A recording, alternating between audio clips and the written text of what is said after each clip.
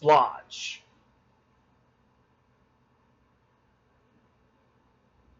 Sir Topham had parked his car by the carriage shed and came up to Daisy, the diesel rail car, with a great smile on her face. "It's time that I need a vacation, Daisy," he declared.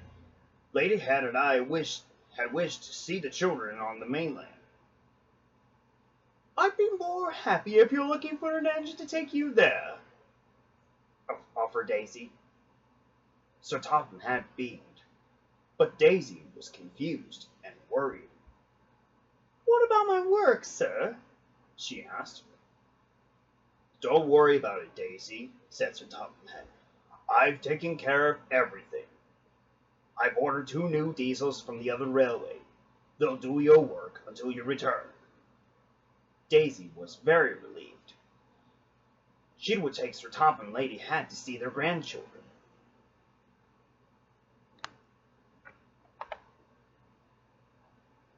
But as the Hatts boarded Daisy, the green diesel rail car, Duck, and Oliver all glanced over to the yard next to the station at Titmouth. The 2 diesels looked very unfriendly. They were both in a dark shade of gray, except one had purple markings all around him, and the other had lime green ones. They were called Splatter and Dodge. Both diesels snarled at the 3 engines. Daisy, Duck, and Oliver didn't feel convinced that these diesels were going to be doing her work. "I don't know about them," said Duck, "but they seem to be troublesome like devious Diesel." "They seem to be much worse than Ari and Bert," said Oliver worriedly. "Are you sure you're going to be all right by the time you get back?"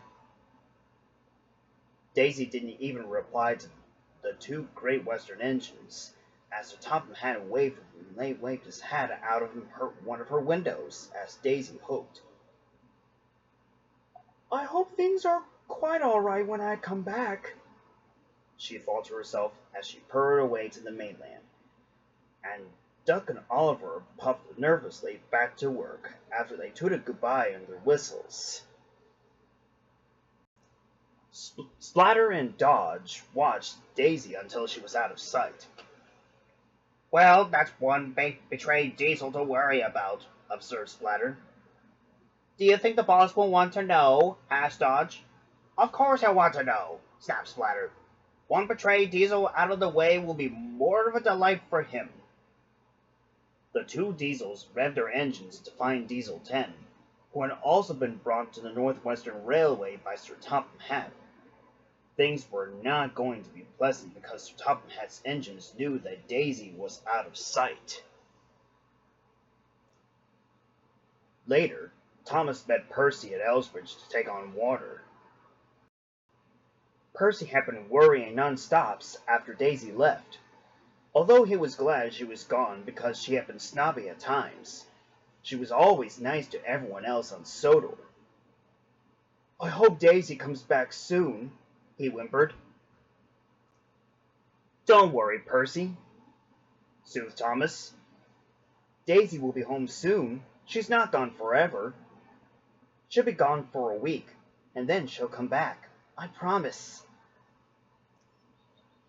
"But Thomas," Percy shivered, "I heard the bully diesel with a big car on his roof has arrived, and I don't think the 2 ones who are, well, those willing to do Daisy's jobs are going to do it at all." "Oh, don't worry about them," said Thomas. "They'll leave you alone.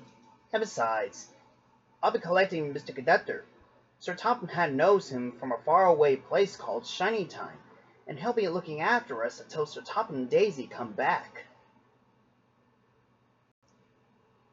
And he puffed away to drop off Annie and Clarabelle at the carriage sheds at Farquhar before he set off to collect Mr. Conductor. Percy was a little relieved, but he wasn't sure that Mr. Conductor would look after the engines. But during his stay on Sodor, Mr. Conductor was faced with a serious crisis. His supply of dust, which had allowed him to travel from his home of Shining Time, was running low. But while he was searching for clues to unlock the source, Diesel 10 was getting more dangerous by the minute. Even both Splatter and Dodge were starting to fear him. But while the steam engines did their best to avoid him, George, the steamroller, on the other hand, is one of the few residents of Sodor to stand up to Diesel 10. He watched while tarmacking a road as Diesel 10 picked up some metal strips in his claw. "Hey, mate, put those down," George roared. "And what exactly are you going to do if I don't?" Diesel 10 hissed. "If you don't put them down now, you're gonna get steamed," roared George. Diesel 10 hesitated at first, but then, before George could realize it, he had chucked the metal strips right at the roller. Luckily, the roller missed him. "You better be lucky that I don't see you again," Diesel 10 threatened. "You and those puffballs will be history when I find those buffers and that lost engine." And he rumbled away, leaving the rather shaken up George behind. 2 days later, George was trundling down the lane when he saw Splatter and Dodge up ahead. The Diesels quivered with fear. "What's up with you two?" asked George. "The boss was so horrible to us," said Splatter frantically. "All we did was find the buffers," cried Dodge. "What are you two nincompoops talking about?" asked George. "Diesel 10 wants us to go after the lost engine to destroy the magic railway," Splatter whimpered. He called us morons, nincompoops, and nitwits," Dodge stuttered. "Then why are you two working for him?" George asked again. "Well, we may hate steam engines," said Splatter, "but now we hate diesel engines even more." "Yeah," added Dodge, "we didn't mean to cause trouble. We were only following orders, and he'll scrap us if we don't join him." Then George had an idea. "Perhaps you two have the right to say no." Splatter and Dodge both looked at each other hesitantly. "Take it from me," said George. "You don't need your ex-boss just to be really useful. Just believe in yourselves, and then everyone will respect you from now on." And before the Diesels could even reply, George had rumbled away, feeling proud of himself. Splatter and Dodge were left in a very uneasy position. Splatter and Dodge did manage to say no to Diesel 10 when the lost engine lady returned to Sodor, with Thomas following pursuit. As they ran away, Diesel 10 began chasing them, and Burnett Stone's arch nemesis, Petey Boomer, joined in too. Splatter and Dodge laughed with delight when they learned that both Diesel 10 and Boomer had fallen off the Big Dipper, the largest viaduct on Liss's branch line, and had dropped into a garbage barge. To them, it was the best thing that had happened since they both came to the railway.